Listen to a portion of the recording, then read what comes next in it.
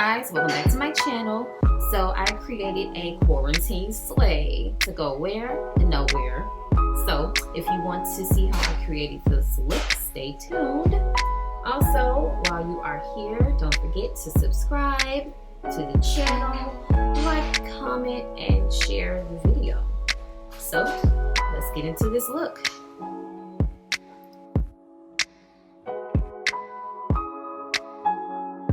So for my eyeshadow, I'm going to be using the James Charles Artistry palette from Morphe.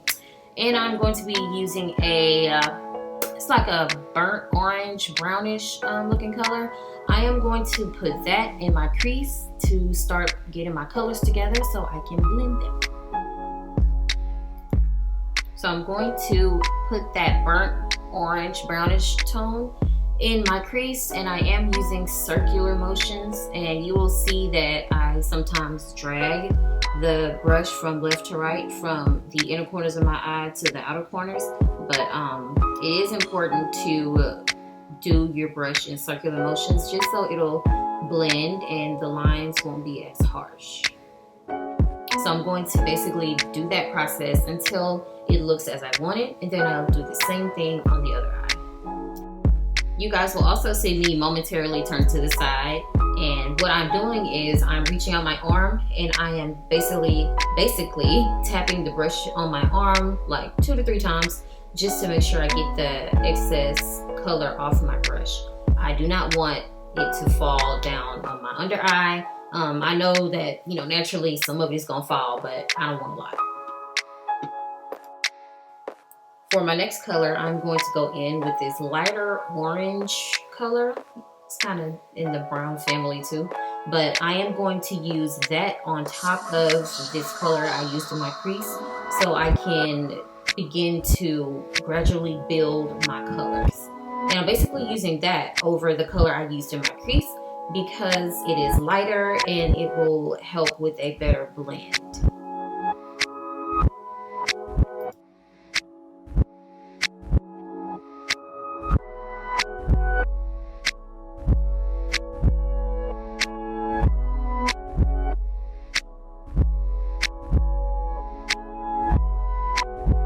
So now I chose one of my fluffier brushes and I'm basically blending in my 2 colors. I don't want any harsh lines. I want the colors to flow together as natural as possible. And I want it to look soft. So I just go ahead and I blend in circular motions once again. And I do that until I have it to where I want it.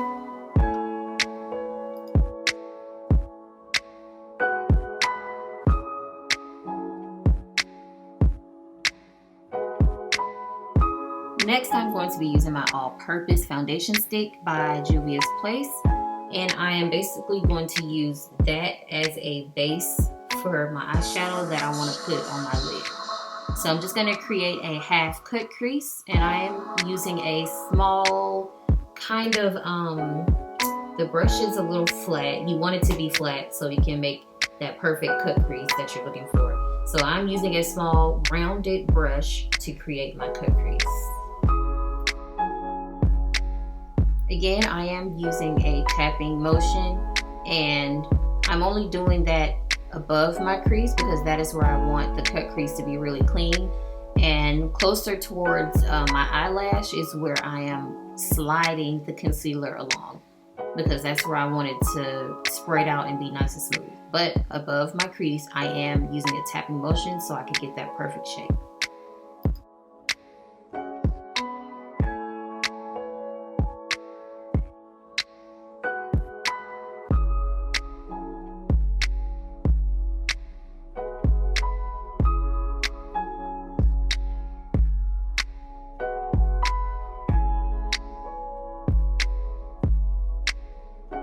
Now I am ready for the color on my lids. I'm going to use yellow for the inner corner of my eye, and I'm also, like I said earlier, I'm doing a tapping motion just to make sure that I stay in line with my cut crease and I don't smear the concealer. So I am doing a tapping motion while I am at the very top of the cut crease, if that makes sense. And yeah, so I'm gonna tap while I'm at the very top of the cut crease, and I'm also gonna tap while I'm coming down towards my lash because I don't want to compromise my base.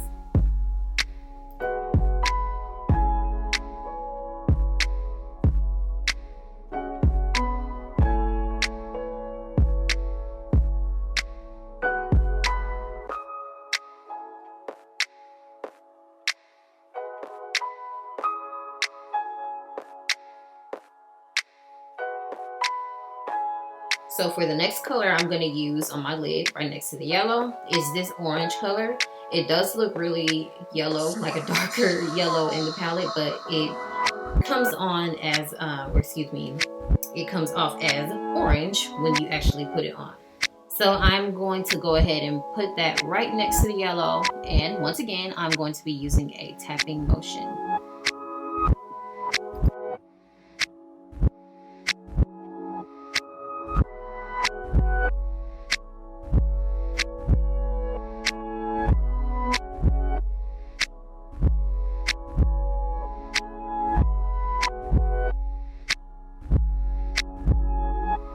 The last color I'm going to be using on my lid is this darker brown color here. And I am going to be using a fluffier brush so I can get a more soft and smooth look for the outer corners of my eye. I love a smooth, soft, darker look. It just creates that smoky eye effect. I absolutely love it. My camera overheated and it turned off, you guys. I'm so sorry I didn't get a chance to finish showing you guys how I did my darker brown look, but I am gonna go back and make it a little darker so you'll get a chance to see that. But all I'm doing here is adding more yellow on top of what I already did so it can be more pigmented.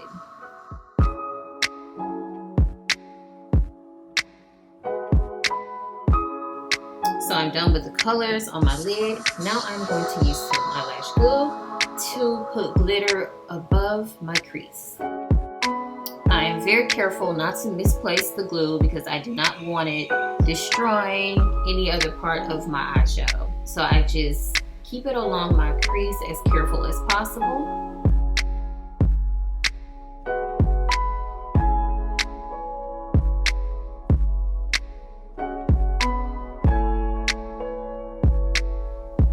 So to add the glitter on top of the glue, I am going to be using an angled eyeliner brush. It is super tiny. I'm not sure if you guys can really see it, but it is perfect for doing glitter liners and then just adding an extra pop of glitter on top of your cut crease.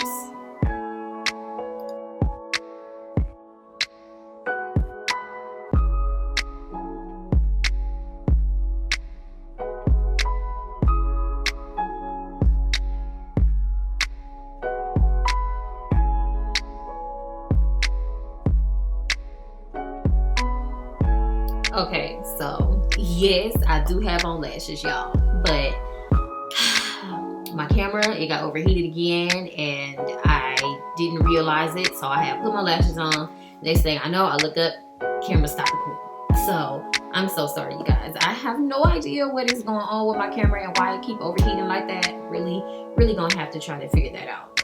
But next I'm going to be doing my eyeliner, and technically I am using eyeshadow from my palette, and I am using the darkest color in the palette, which is black, and I am using a brush that I normally use for my eyeliner on the bottom of my eye. It is a longer, wide, flat brush, and I feel like it's also perfect for, you know, making some eyeliner out of shadow and smoking out your eyeshadow on your lid. So I am going to be using that with some black eyeshadow because technically I am out of liquid shadow. So I completely forgot to order some more. You know, during this quarantine, it's not as easy to get what you need. So I'm gonna have to order some. So in the meantime, I am going to be utilizing my eyeshadows.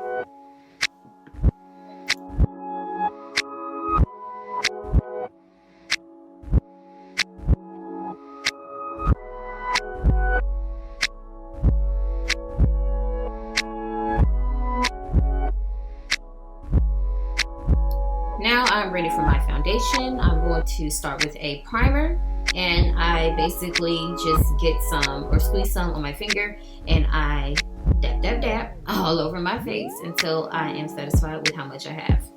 And then I rub it all in. This stuff dries really quickly, so I have to move pretty fast and rub it in. Otherwise, it will be a disaster for my foundation.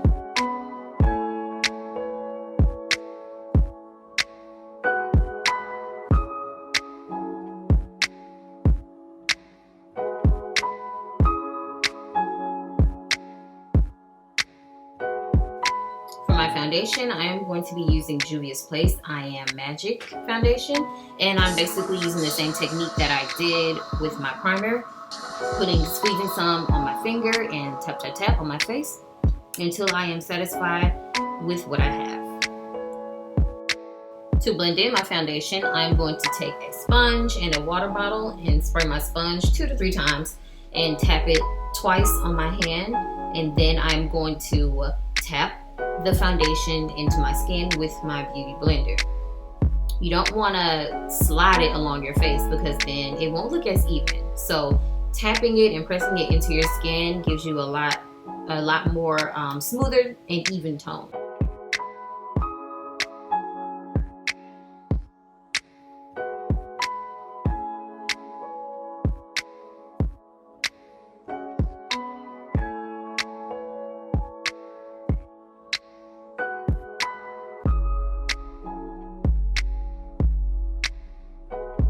Now I'm getting ready to set my foundation. This is a powder foundation. The foundation I just used, the Juvia's I Am Magic, it is liquid. You do need to set your liquid foundation with a powder foundation, especially if you want longevity for your makeup. So I'm taking my powder brush and I am tapping along my face. I'm not doing a specific motion, for example, like a circular motion. I'm simply just tap tap tapping, and I'm trying my best to get every single area with the powder. You don't want to miss a thing, you guys. This is a critical step to setting the foundation for your foundation. When I took my scarf off, I knew I was going to have that awkward harsh line where my foundation ended up against the scarf. Focus at the right. But I had to go back in with my powder brush and blend in some foundation, and I also used my my sponge that still has some residue from my liquid foundation. So I used the liquid foundation for my sponge and then some powder with my powder brush.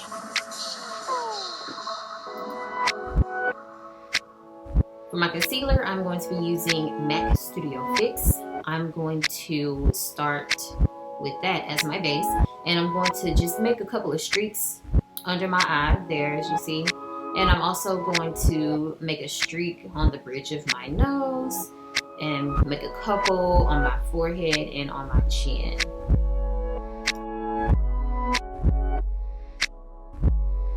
Now I'm going to take this concealer by Tarte and put that on top of my first layer, and I'm only going to do that underneath my eyes. I don't want the bridge of my nose or my forehead or my chin to be lighter than what it is. So I'm going to go ahead and grab my sponge, wet it, and I'm going to basically use the same technique that I used for my foundation. Tap, tap, tap.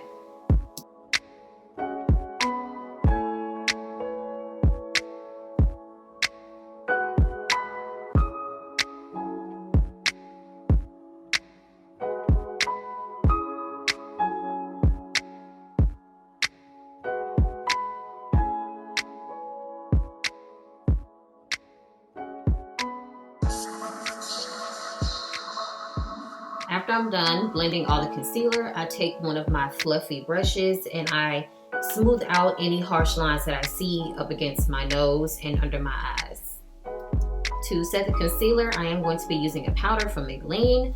I am also going to be using the brush that I used to blend in the harsh lines, and I'm going to be doing a tapping motion to make sure that I have a smooth consistency.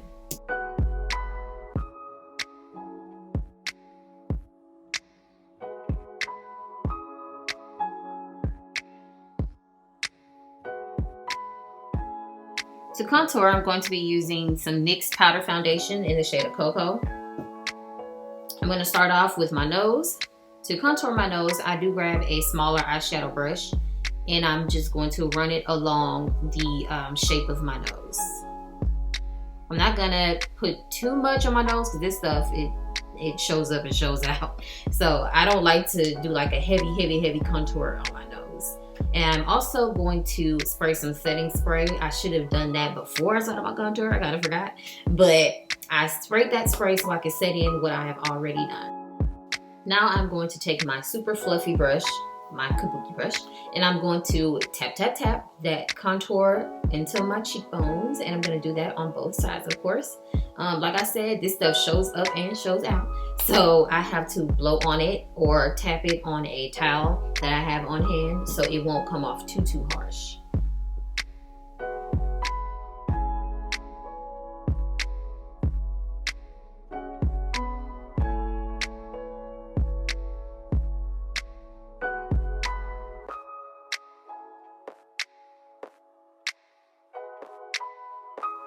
So for my blush, I am using a fluffy brush, and I'm going to be tapping it on top of my contour.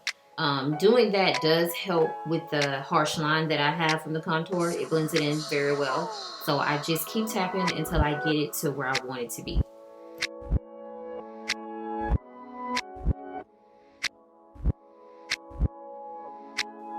I'm going to be using Morphe's Bake and Set powder in Banana Rich. I do usually do this step before I do my blush, but I forgot. So I'm just gonna go ahead and go on top of the blush. I have no choice, child. So I'm going to be using my sponge, and my sponge is still a little damp, which is what I like. So I'm going to, of course, do my tap motions. And I'm gonna do that along the bridge of my nose, my forehead, and my chin as well. I don't let my powder sit.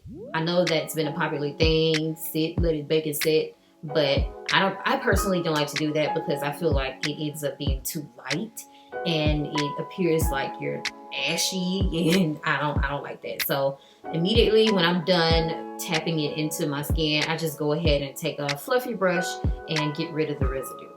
Now I'm going to take my kabuki brush and I'm going to blend out the lines that's along my nose. I felt like they were a bit harsh, so I wanted to go ahead and soften it up a bit. So I went ahead and did my lips off camera. It overheated again. So I used a lip pencil from the beauty supply, and I also used NYX Lingerie Liquid Matte Lipstick line for the color. To highlight, I'm going to be using the Glow Kit by Anastasia Beverly Hills. I'm going to be using the Goldest of the Gold because that's just the mood I was in. And I did spray my brush twice, so it can give me a more luminous, glowy feel to my highlight.